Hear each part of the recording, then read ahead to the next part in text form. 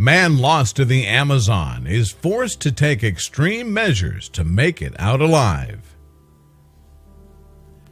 Discovering new places and exchanging cultures, or in other words, traveling the world, is most of people's passion.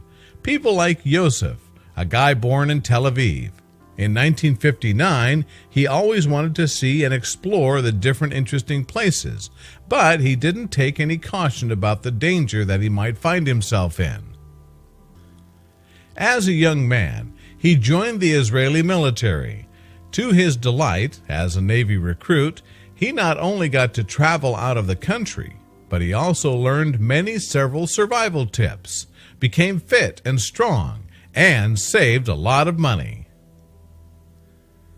Eventually, Yossi became inspired to travel to Venezuela by Henry Charri's book Papillon, an autobiography about being wrongly convicted of murder in France, being imprisoned in French Guiana, and eventually escaping to Venezuela. So, Yossi made the trip. While hitchhiking from Venezuela to Colombia to further explore South America, Yossi met a man named Marcus Stam, a teacher from Switzerland. The two traveled together, this time to La Paz, Bolivia. The two new friends chose the Amazon woods to meet up in order to discuss their journey plans and details. By coincidence, the two guys met a photographer obsessed over Amazon forests. He's called Kevin Gale. Before embarking into the Amazon, an Austrian man named Karl Ruprechter approached Yossi and his friends in La Paz. He claimed he was a geologist off to find a gold quarry and impressed the trio with knowledge of the terrain. They didn't hesitate to follow him into the vast and dangerous wilderness. They started their journey toward the gold quarry in the small village of Aseriamas. The locals were kind and welcoming, giving them supplies, but also an ominous warning: the jungle holds great peril. The guys didn't take these warnings into consideration, believe that their experience and their well-built bodies will help them fight all the obstacles they may face. But apparently things weren't as easy as they thought. Marcus Strom, the Swiss teacher, began to develop trench foot. As the days went on, the infection became more and more painful. He was slowing the group down, and they were running out of food. These are not good signs, apparently. The guys didn't know what to do about it. How would they get something to eat? Oh yeah, Carl had a shotgun. This is great. Then they went looking for animals to hunt. However, all they found were monkeys. At first, they didn't even have the idea of having them, then they found themselves obliged to eat them. They couldn't help their hunger. They just didn't have any other solution. But Marcus preferred to die hungry than to eat a grilled monkey. As Marcus' conditions worsened, the group could no longer continue walking to Carl's promised gold quarry. Instead, they built a raft and tried to float down the Tuichi River. It was then Carl began acting suspicious and scared. Apparently, he couldn't even swim. What else was he hiding? Afraid of the water, Carl went back to the nearest village on foot, taking the weakened Marcus with him. Yossi and Kevin thought they'd be fine sailing on, but soon hit a powerful current. Kevin swam to shore, but Yossi wasn't so lucky. After getting swept down a waterfall, Yossi hit his head on the sharp rocks on the way.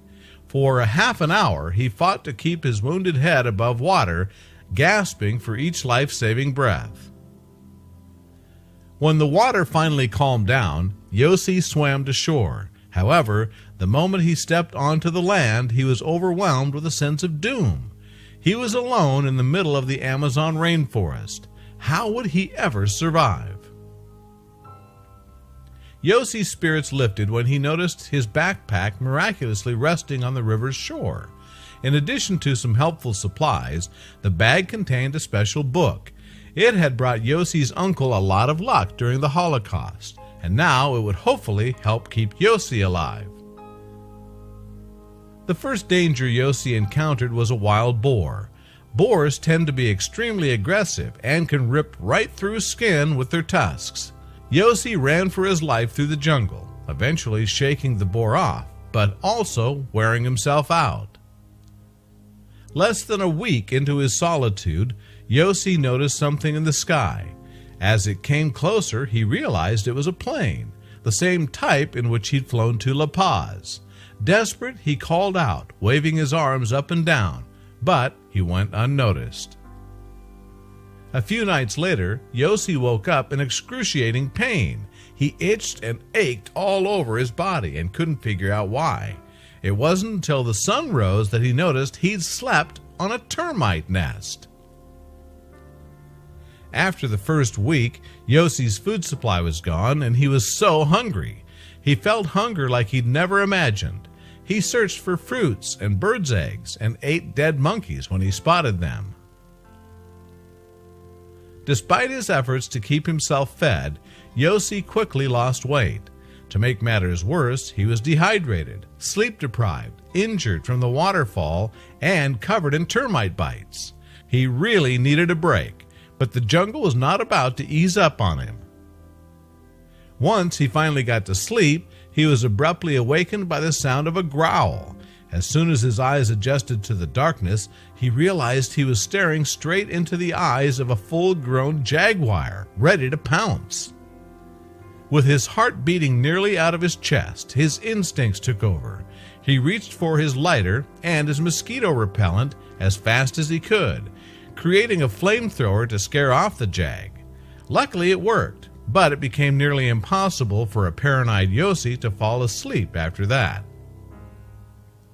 The fauna of the jungle was an obvious threat, but the flora and climate were just as dangerous. When the foursome had begun their hike, the rain season was still 2 weeks away, but now it came pouring down all day long, creating floods and threatening to drown Yossi once again. As Yossi was too busy trying to wade through the knee-deep water, he could no longer watch his step. Before he could correct his mistake, however, he found himself sinking into quicksand.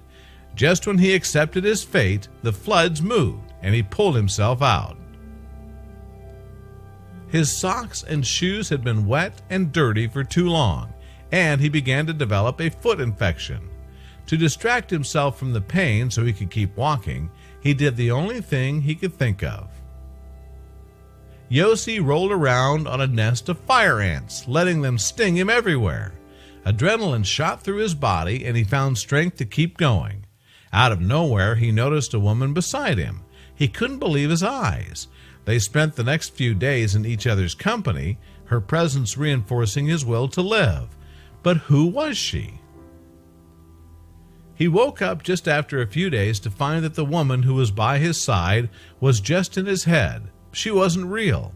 He felt lost and weak and fell on his knees crying, his sadness and hoping that all this tragedy would end. Suddenly he heard the vague sound of an engine coming from the river. He figured it was another plane that wouldn't notice him, but he followed the noise nonetheless. Once he reached the water, he noticed a boat in the distance. The boat he saw was real. He felt a huge amount of hope, and it was a boat that his friend Kevin, who had made a hard and long effort to rescue his friend, and eventually he made it. He asked a guy called Kudela to bring his boat to help Yosef. He felt safe again. The guy was literally hopeless. Yossi had lost over 30 pounds during his 3 weeks on the verge of death. Meanwhile, Carl and Marcus were nowhere to be found. Yossi later learned Carl was a wanted criminal who had taken strangers into the jungle before. His health wasn't stable and well. That's why he went to the hospital, in which he stayed almost 3 months. During that time, he replayed all what he lived there, bad and good things. He even wanted to share his story with others there, even though most of them found crazy and hard to believe. When Yossi revisited Bolivia, the local people were delighted to see him. He moved there for a while and helped build an eco-lodge from which the indigenous people could profit. He also worked on protecting intellectual properties of the people of that region. Yossi also published several books, including his own autobiography called Back from Tucci, the harrowing story of survival in the Amazon rainforest, and traveled the globe giving inspirational speeches. His idol, Henry Charry, would be proud. His books were so good that they were adapted to a movie called Jungle, in which Daniel Radcliffe played, and he stated that he really liked his role in such an awesome movie. Kevin and Yossi remained friends. After appearing on the docuseries I Shouldn't Be Alive, Kevin was also involved with the production of Jungle. Although he continued pursuing his love for photography, he was not as eager to return to the rainforest as Yossi. They're real hikers. Their journey to the Amazon forest was their unforgettable memories. They lived so many hard experiences. They survived, and their survival made them fearless, creative, and the most important thing is their friendship.